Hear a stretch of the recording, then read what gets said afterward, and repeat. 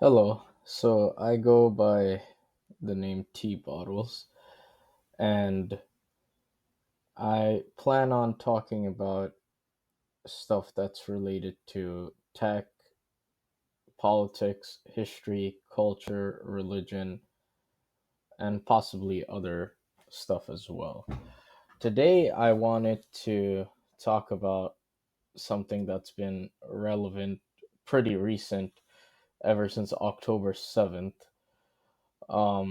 To give an objective brief history of the Israel Palestine conflict. Now, let us go back to the early 1900s, where Palestine was originally part of the Ottoman Empire. And generally speaking, Muslims, Christians, and Jews were living peacefully with each other.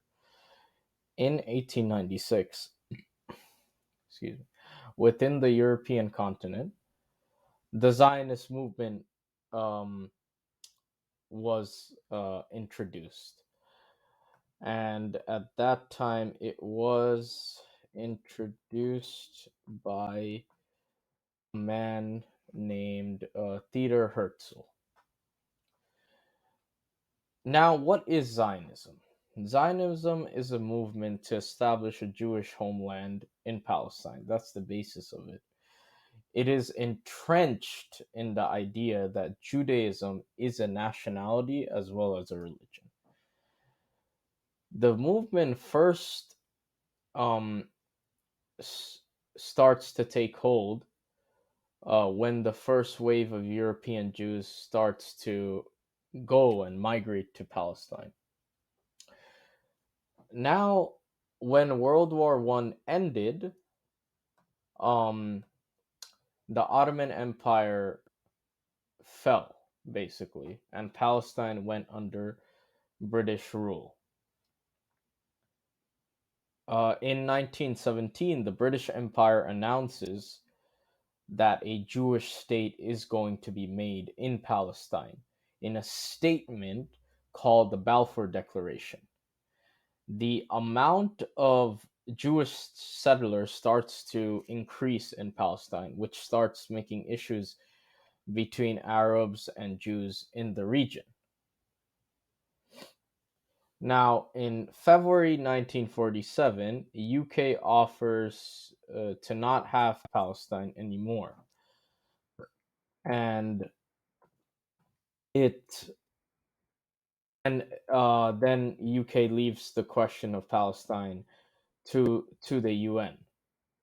Later on in the year, the UN approves of a certain plan to cut Palestine into two states, which is Jewish Israel and Arab Palestine.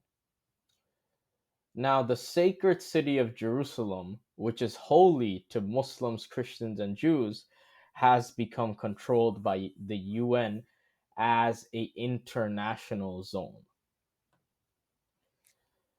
Now, Jews, generally speaking, or a good amount or a lot of them, accepted the UN plan and declared their independence as the state of Israel on 1948, which is right after World War II.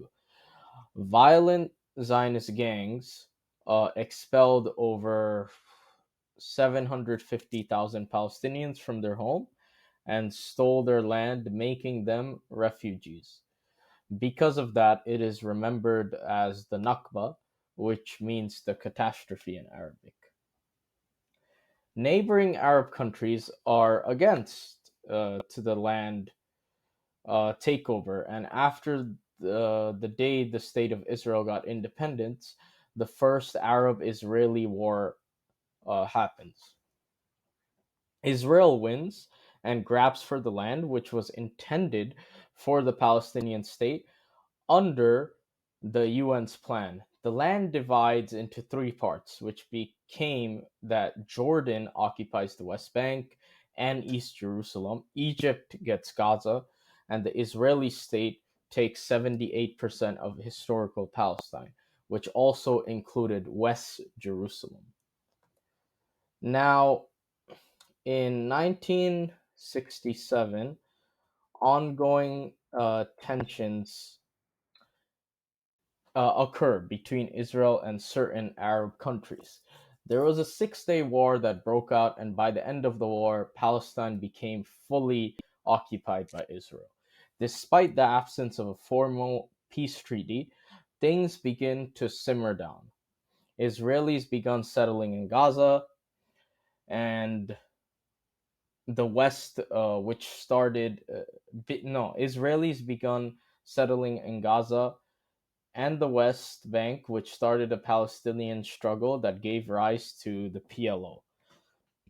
PLO's main goal is to liberate Palestine from Israel by whatever means.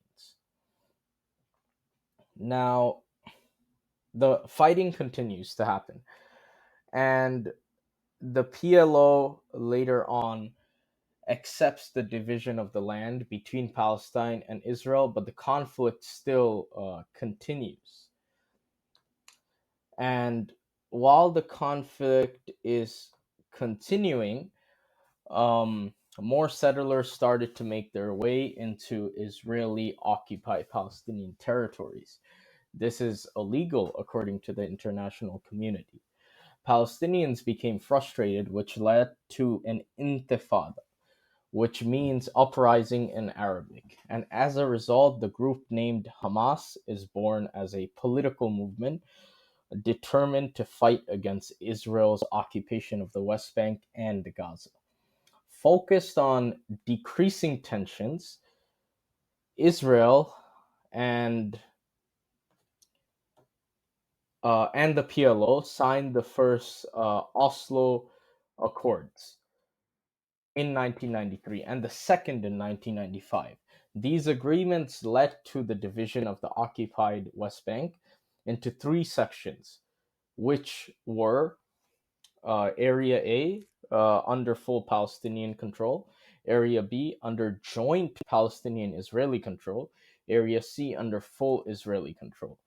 This solution actually creates a problem because Area C has the majority of the occupied West Bank's agricultural area, and Palestinians have limited access to the area's resources.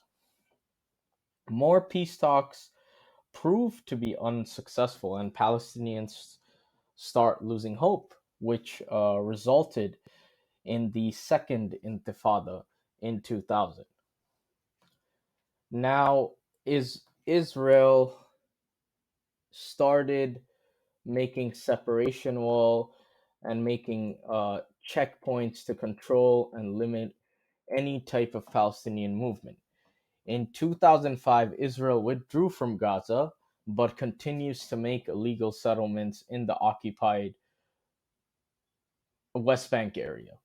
Hamas has risen to power in Gaza and splits from the PLO because they viewed the PLO as being too secular. The occupied West Bank and Gaza became under separate leadership. When violence began to grow in Gaza, Israel puts a blockade on the besieged enclave, which restricted any type of movement by land, air, or sea, which was back in 2017.